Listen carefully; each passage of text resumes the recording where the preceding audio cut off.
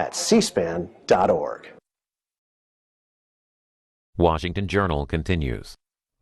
And we are back on your screen this morning. Beyer, who's the Executive Director of the President's Committee on the Arts and the Humanities, also joined by Lloyd, as we said, Tony Award winner for Best Leading Actor in Jersey Boys, and also a member of the President's Committee. Ms. Beyer, let's just begin with, what this committee is. When did the President set it up, and what are you trying to do? Well, it was created under the Reagan administration, this idea that there should be a committee that advises the White House on the arts. And I think this particular committee that the President has put together is a bit of an outlier in that while there have been many committees with art philanthropists and art advocates, this one has a lot of artists on it. And we've got Yo-Yo Ma, we have Alfre Woodard, we have John Lloyd Young, we have Damien Wetzel, the dancer, we have Chuck Close. And what was so terrific is that when the President was running, he actually had a platform on the arts, and he talked about wanting to reinvest in arts education. So when he put together this committee, that was the very first charge that they had.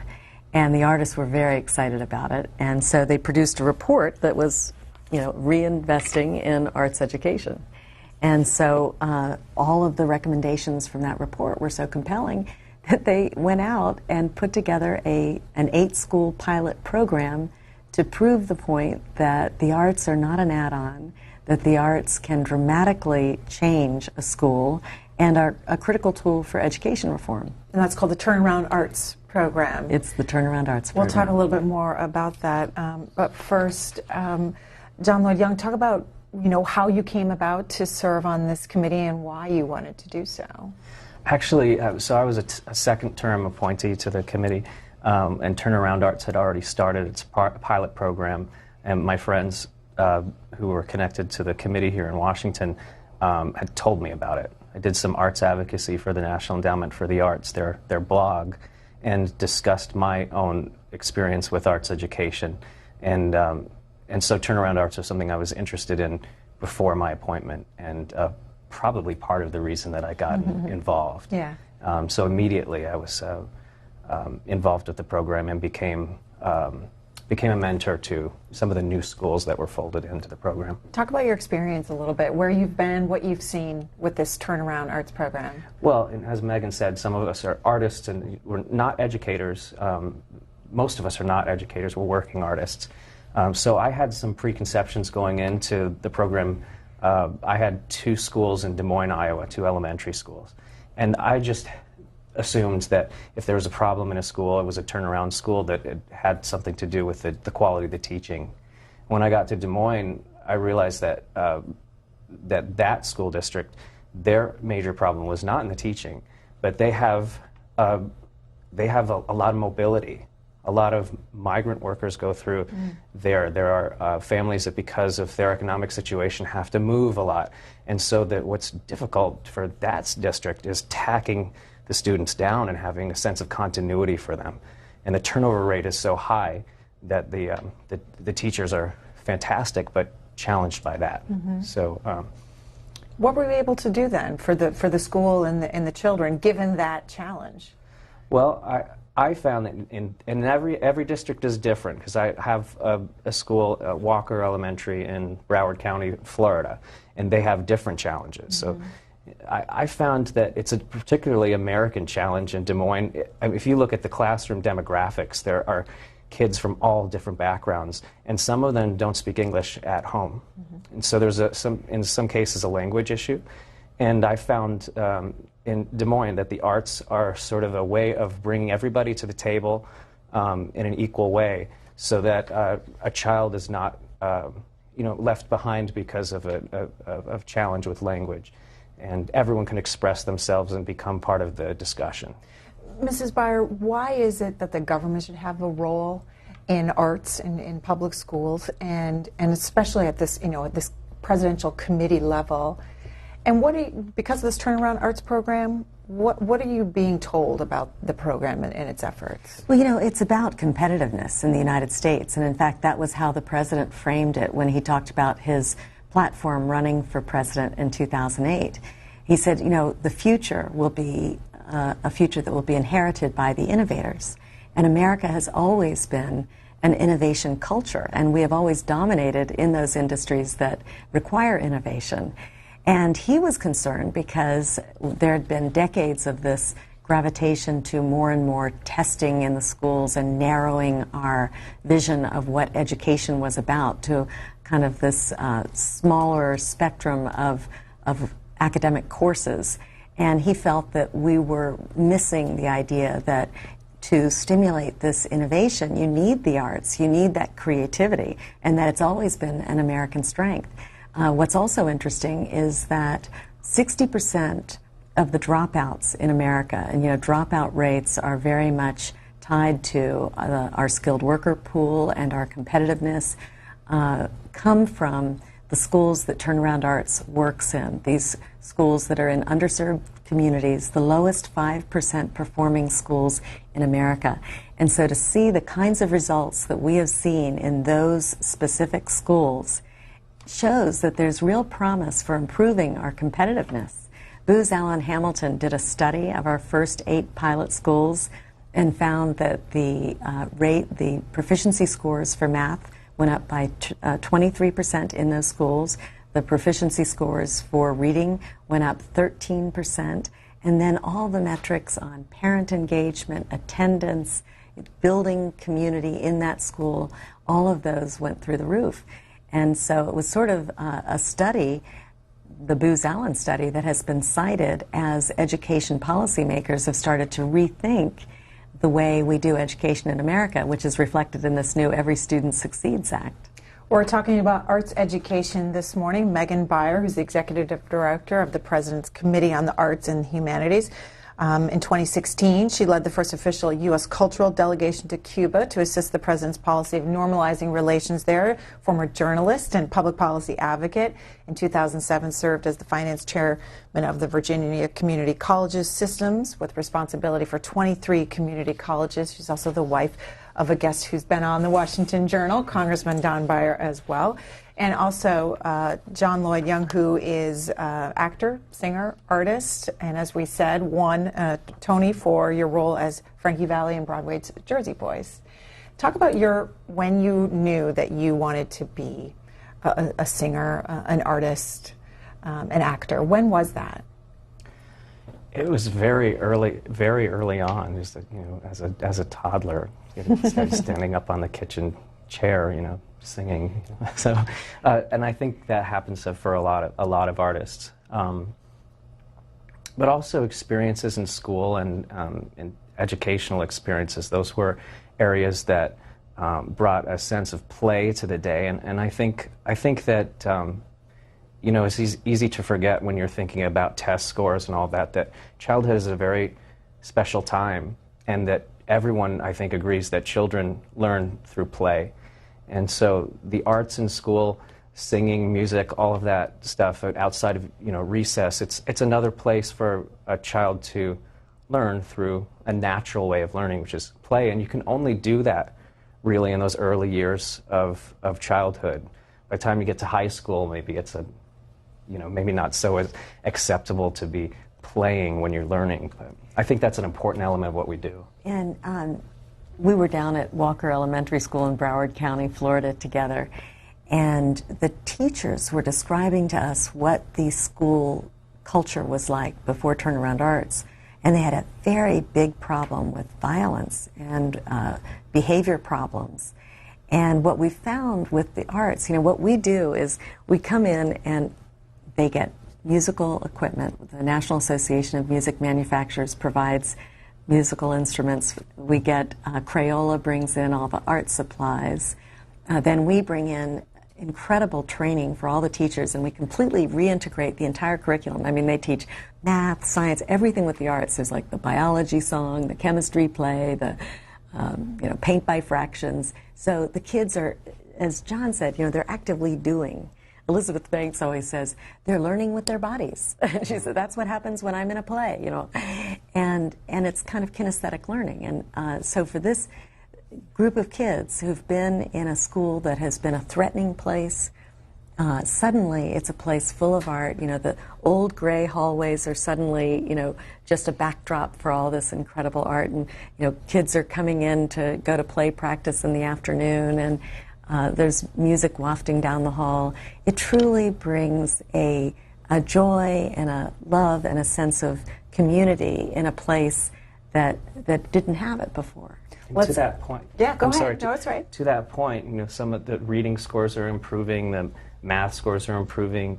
I think that it's probably useful to remember that we all learned our ABCs by singing a song, and so if you apply that, if you agree that, I mean, I know some very accomplished adults who still, when they're trying to figure out the order where something falls in the alphabet, have to sing the song to themselves, right? So if you accept that one of the most fundamental basics of reading you learned by singing, then it's easy to understand how adding artistic or creative approaches to learning in other areas would be equally effective. All right, let's get our viewers involved. We divided the line. Students and parents dial in at 202-748-8000. Educators want to hear from you, of course, 202-748-8001, and then all others, 202-748-8002. Donald's a parent in Chesapeake, Virginia. Up first, good morning. Go ahead.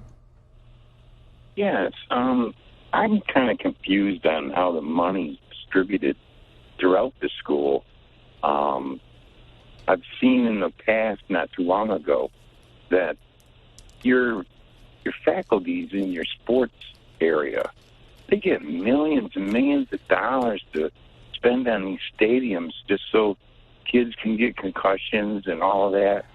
Why shouldn't it be divided up properly with all these, activities children have at schools, instead of putting it all into the sports part where they can more or less get injured and ruin their life forever? Okay. Megan Beyer, you have any thoughts on how the money is distributed to schools? Well, schools are funded generally by locality, and that is why underserved communities tend to have underserved schools. So that is sort of a big problem. And what we found as art programs began to disappear in America with the greater focus on this sort of testing approach, and people sort of looking at it as an add-on, that particularly underserved communities lost the art programs. The Department of Education did a study and said 6 million students in our most underserved communities had no art program whatsoever throughout their education. So your caller is absolutely right. There's a problem there. The good news is this education bill that was passed is going to make Title I federal funding now available at the state and local level. And so I would say to any parent out there who's got these same thoughts that you have, sir, think about talking to your school district, talking to your mayor about accessing this Title I funding, which is all available on the state and local level, to use arts integration in your local school. Every Student Succeed Act, is that what you were referring exactly right. to? They call it the ESSA bill. Yeah, which replaced, as our viewers probably know, No Child Left Behind. Roger in Miami, good morning. Good morning. I just have basically two comments on the caller what just went was totally spot on. I think there's an overarching lack of investment in what I term art infrastructure in our communities. I'm from South Florida as well. You mentioned Walker Elementary. I'm from South Florida, and a lot of the minority-based actors guilds or minority-based, theaters are disappearing or have disappeared, and art infrastructure is just struggling right now. And I think that's part of the problem. So when the kids leave their schools and they go home, where do they go to see theater? Where do they go to hear an orchestra play? Where do they go to talk about books? The libraries are doing what they can, but just art infrastructure overall is just crumbling outside of the school system, and I think that also needs to be addressed, and that's basically my comment. Mr. Lloyd, you have any thoughts? I think there's some interesting points. I don't know much about the art scene in South Florida, except that I do know that that at Broward County, at least where we have our activity, has good educational programs and get those kids to the Broward Performing Arts Center, and so they've got some good programs in that regard. But I think that overarching problem, and I speak to what you were talking about, Megan, let's talk about sports for a minute.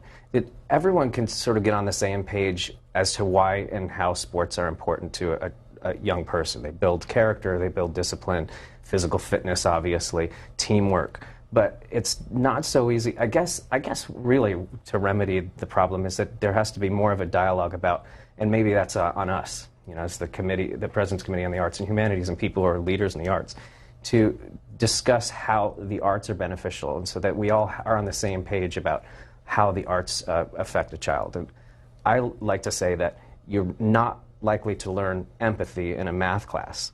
And the arts teach empathy, can we agree as a country that empathy is important, that understanding other cultures is important?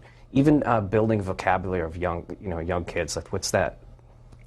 The Wizard of Oz. Everybody watches The Wizard of Oz. So you have 5-year-olds singing, "I could while away the hours, conferring with the flowers, consulting with the rain." Mm-hmm. Conferring, consulting, those are pretty heady words for a 5-year-old. So if we can get on the same page about how the arts build the community, certainly for the people who are interested in the economic arguments. I mean, there are so many studies. The Off-Broadway League in New York City, for example, has some really interesting ones about how you put a theater on one block and the economy of the block blooms. And I think that we should think about not just the economy in terms of money in the community, but also the economy of feeling and the economy of thought and the economy of culture improves when you increase and build the arts infrastructure. So I agree with the caller completely that that's something that needs to be addressed, but I think it's you and other people who care about it need to advocate more in the community for it. Arian, Lake Station, Indiana, educator there. What do you teach? Actually, my training is in school counseling. I'm volunteering actually for the National Park Services in providing essentially environmental education. Okay. And one of the programs that we've been trying to implement is a STEAM basis principle, science, technology, engineering, and math, STEM, but with an arts component to create STEAM. A big part of it is to get students outside, to get them engaged in their open spaces and their natural spaces, and particularly in obviously the national parks, but also trying to do that through art as well as through science. You look at nature, you look at outside, and I'm trying to take up too much time, sorry. And it's biology because you're looking at plants, but it's also aesthetics because you're appreciating what you see in front of you, but art can also be culture. And I think part of that is, and maybe getting to the previous caller's point, I'm not sure, I kind of came in midway, about maybe it's about reconceptualizing arts is not just we think of performance arts, music, and drawing or sculptures, but also how we interact with each other. The humanities, obviously arts and humanities, but humanities is part of art, and art is part of humanities. I guess my question is, how can we, in underserved communities, better advocate to include these as part of the curriculum when we have so many other incredibly severe problems that are going on? I hear you. I see how all these things do help in trying to create better cultures within schools and in the communities as well. But how do we reach the policymakers, even some districts, the educators and the administrations themselves, to try and help them understand that this is necessary and this is important? Okay, caller. I'll have Megan Beyer respond. I love hearing what you have to say because you are already intuitively using the arts to teach because you see the power of it. And I think this study, Reinvesting in Arts Education, was trying to do just what your point was all about, that this isn't just an add-on. We're not asking for, let's do this extra art program.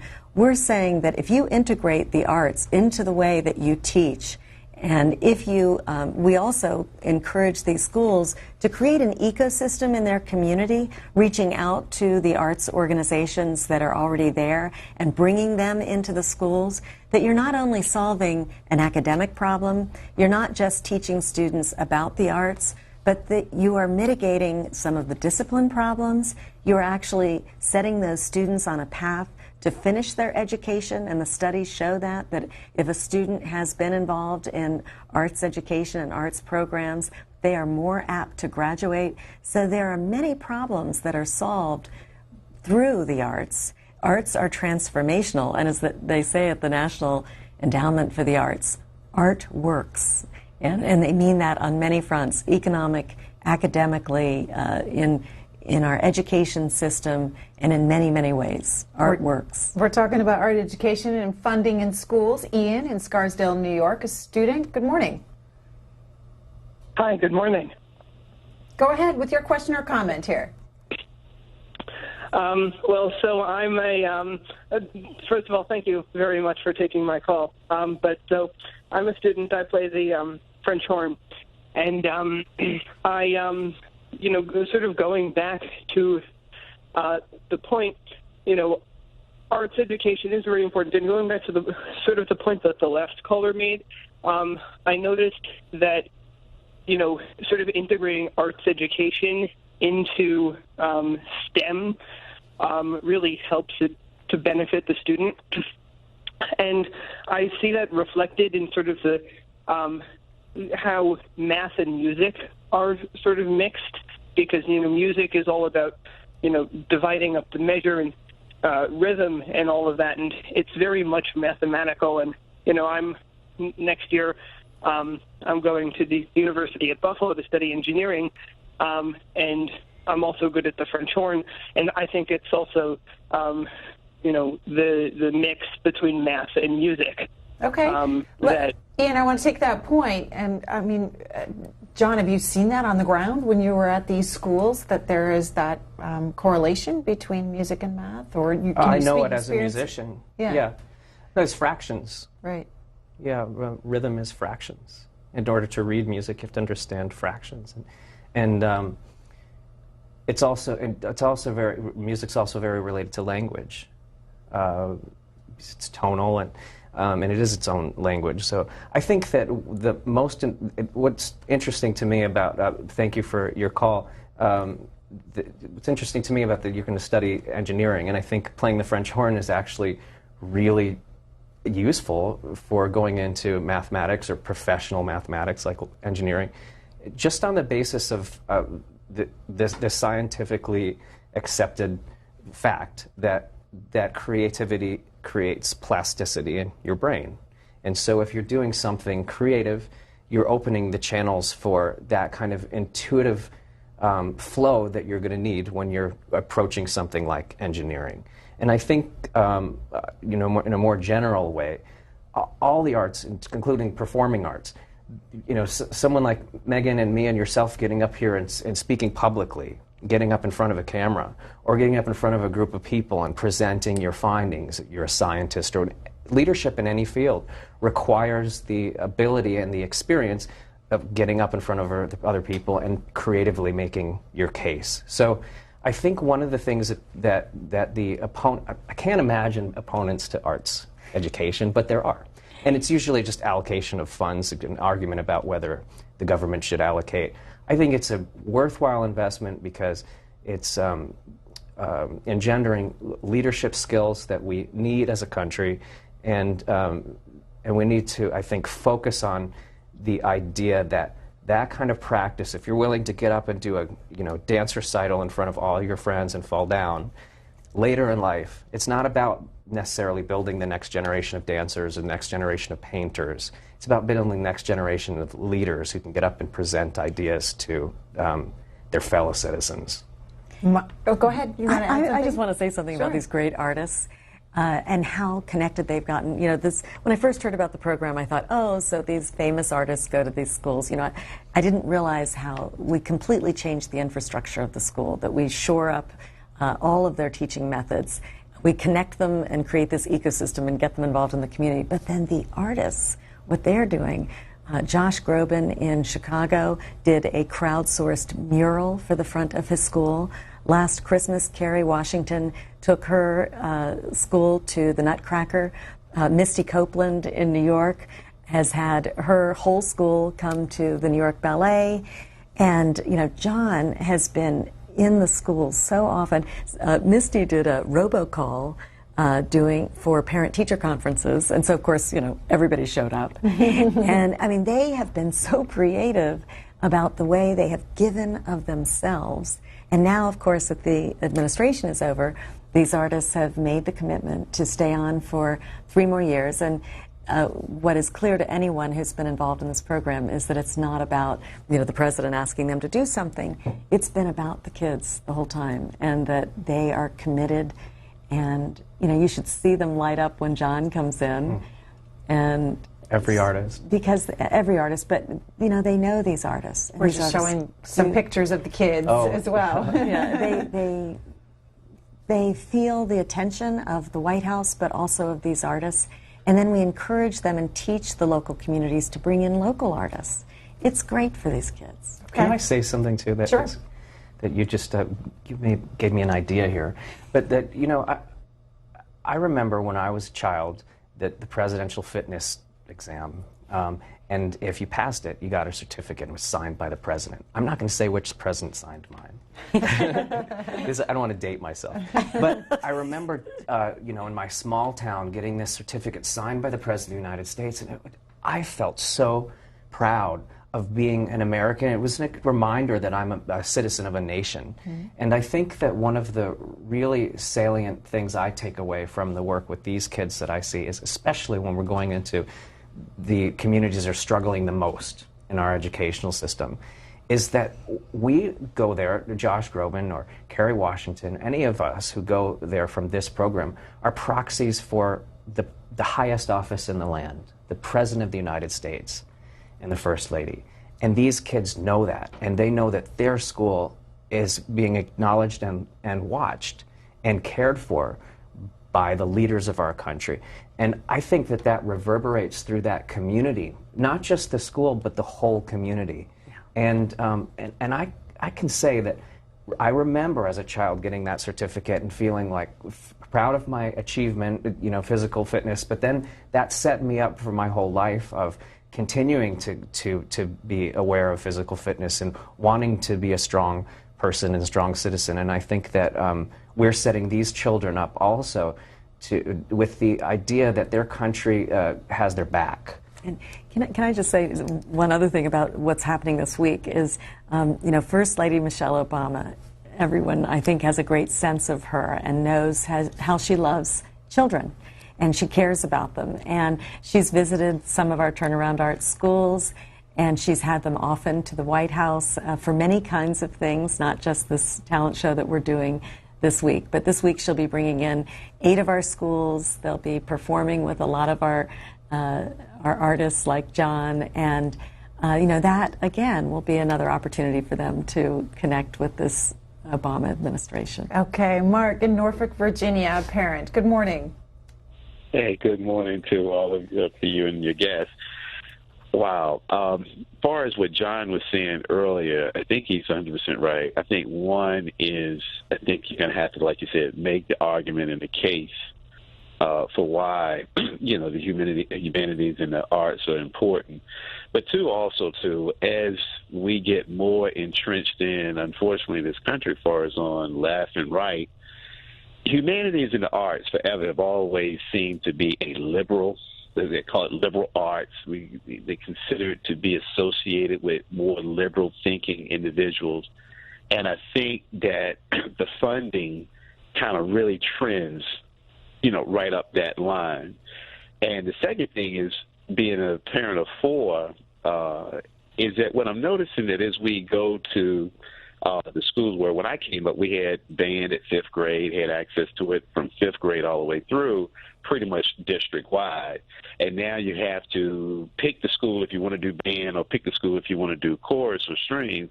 And I think that's highly unfortunate. But I'll just say this. I went to a play, Sing Out America, that my daughter participated in with a group here in Norfolk called the Hurrah Players. And I was blown away by the level of performance of 4-year-olds, 5, 6, 7, 8-year-old on up the ladder. I was absolutely amazed.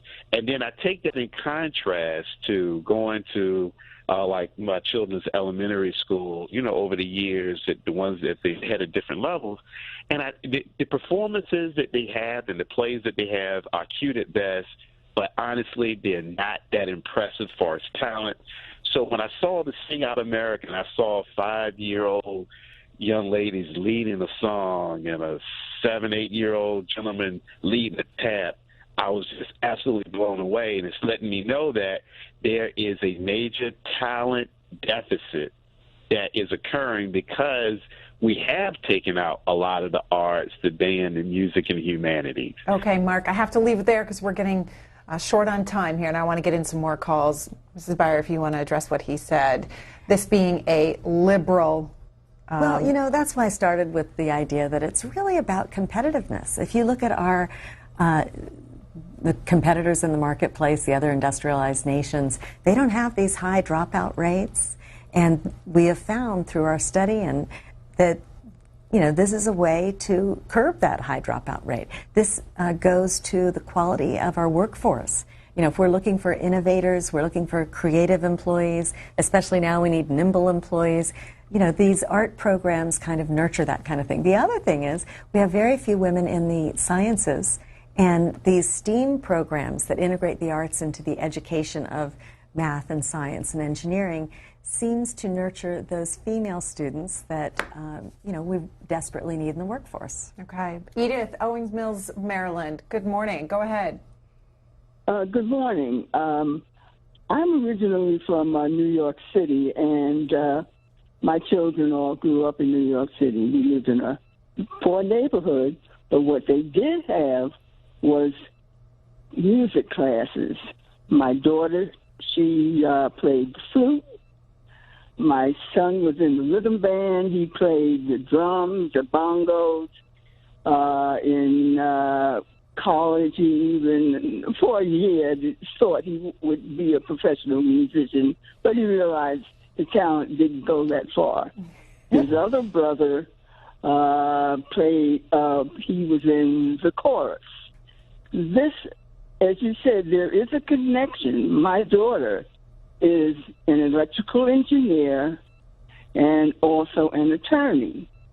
Her brother, all the other two, although we grew up in a very poor neighborhood, all three of them are college graduates. And I think the music had a lot to do with it.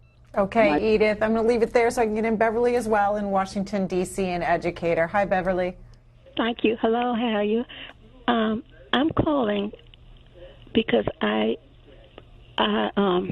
was wanting also, as well as seeing the arts, also.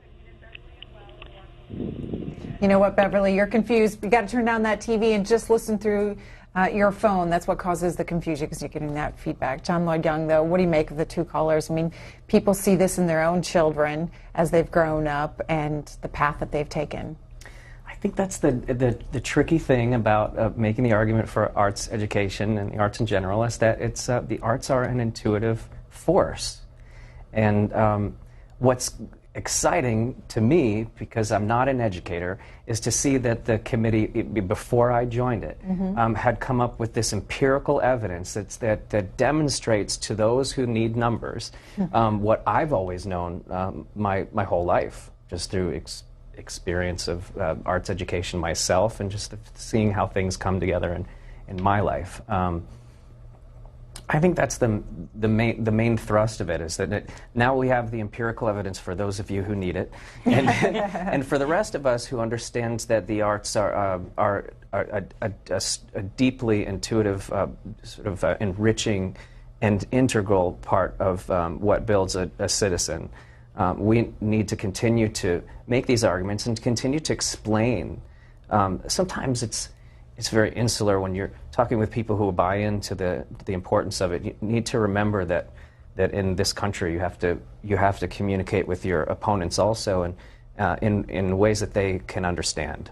By the way, if people want more information, they can go to the website for the committee, which is pcah.gov. But also, if you go to turnaroundarts.pcah.gov, you can find information about the program as well. And if you want to watch our talent show, it's going to be live streamed on the White House website. Oh, right. Yeah, so that's what Wednesday. Wednesday. And so tune in around 4 o'clock. On the White House's website? Yes. And what performances will people see?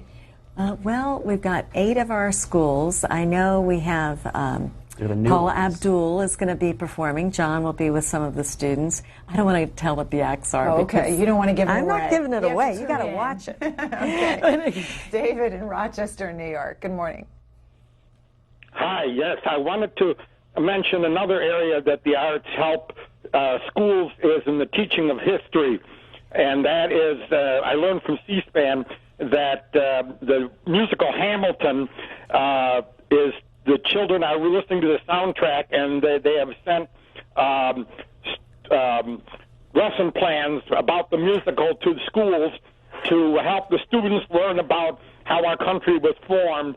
And the arts is a good way to learn about history, too. Thank you very much. Okay, all right, David. Jenny, Rockville, Maryland, a parent. Good morning. Hey, good morning. Is that me? That is you. You are on the air. All right, thank you very much. Thanks for taking my call. I just have 2 very quick comments on the art education.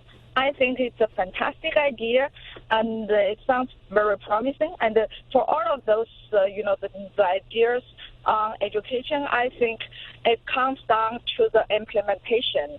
And right now, according to my own experience as a parent, I feel that there is some, because of the current funding issue and also because of the disconnections between the idea and the implementation, and it puts a lot of burden on the teacher, and to the end, some of the good ideas were totally lost. Okay, so implementation. I mean, how do you guys, with this turnaround arts program, how do you go about making sure that there's follow-through and action? Well, it's a fairly rigorous process to get to become a turnaround arts school. And they're not getting a big grant or anything. What they're getting is the ability to be part of this program. And what comes with the program is all of that, musical instruments, all of that art equipment. But the best piece of it is this professional development for every single teacher in the school to essentially re-engineer the curriculum so that it's taught with the arts. And we have teams that go to the schools on a regular basis. We have a summer professional development program, and then we create a nexus within the community of support, and we have evaluators come in, because if the school says to us we're going to put an art specialist in the school, we make sure that happens and that they have a play every year. So there has to be some accountability involved with this, and they so like being a part of it and having this association with the White House and these incredible artists. Right. There's a great motivation for these schools, and I think that is part of our success. It's also a model for it. So if the school is not in turnaround status but doesn't have an arts program, this is a model for how it can work in a school, and it's worked so demonstrably well in all of the schools immediately, almost, right? Yes. Some of the schools in the program this is their first year, and they're already up to speed. So I think that's very important too, especially at the government level, right?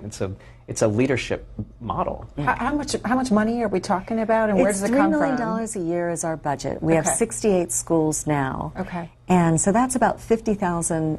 It's not given as a grant. It's just in resources per school, and that includes some of this in kind. So it's not an expensive program, and there is this desire within the schools to do it. And I think just having the buy-in from the school district and sometimes nonprofits in that community, the schools love it. What's the criteria for getting to be part of the program? You have to be in the lowest 5% performing schools in America. You have to agree that you will do a certain number of things. One is you have to do a play every year. You have to have an art specialist that will be at the school. You have to agree that you'll have team meetings with all of your teachers to talk about best practices, what's working in the class using the arts, what's not. So it's a commitment that we make. We make sure people follow through on. And I think that is probably one reason we've had such success. Okay, I'm going to try to get a couple more calls. Pam in Massachusetts, good morning.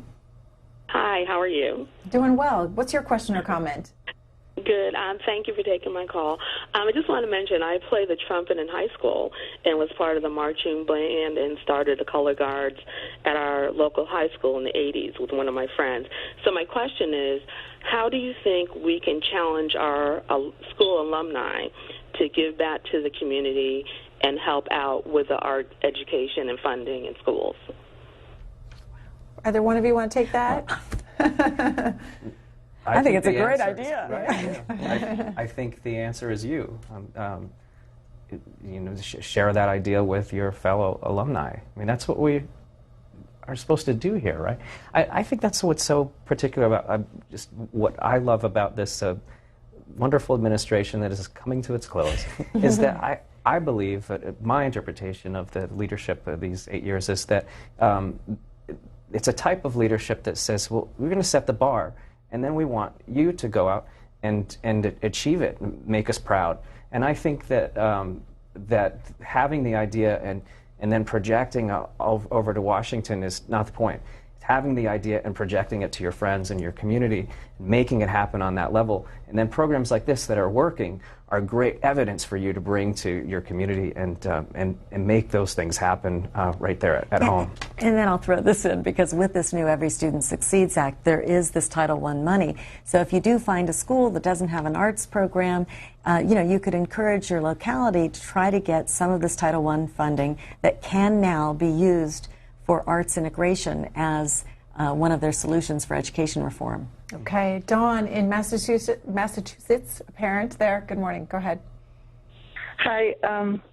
I love to see that you're talking about this on this show, and I'm so glad that somebody's working on trying to get the arts back into public schools. I've met kids that grew up, in schools that didn't have any art, no gym classes, and it's just devastating. But what I wanted to speak to was sort of what that guy was talking about as far as it's being perceived as liberal, and as in terms of advancing, putting the A back in STEAM, and also the idea of it. It's not just for competitiveness, although that is a great argument. Also for citizenship, and for example, flute and band. And when I got older and moved to a different school, I didn't want to stay in band, and my mother sold my flute. And I was an artist anyway, so that it was no great loss. But the thing was, then I met people. I knew a lot of musicians. And Dawn, I apologize. I hate to be rude. The House is about to gavel in for their morning session. Megan Beyer, you know about that. So we have to go, because that is our commitment here, that we bring you gavel-to-gavel coverage of the House. Megan Beyer, thank you very much. John Lloyd Young, thank you for the conversation. So we will bring you up to the House live coverage here on C-SPAN. You're coming clear. Okay. My question is, my son is traveling to Paris in June to July, and how concerned should I be with the security of a flight from he's traveling on British Airways to Paris and then to Air France, then using Air France to get to Marseille. How concerned should I be with the Paris airport security? Well, your chances of actually being involved in a terrorist incident, you probably have a bigger chance of being killed in your kitchen at home if you look at the death statistics. From the United States, you're relatively safe. Of course, we've had the latest incident from Paris is troubling, but again, the odds are very slim that they'd be involved in any kind of incident. And all of this has caused more crackdown around the world, more intensified security, going after people who pose a risk. They've missed them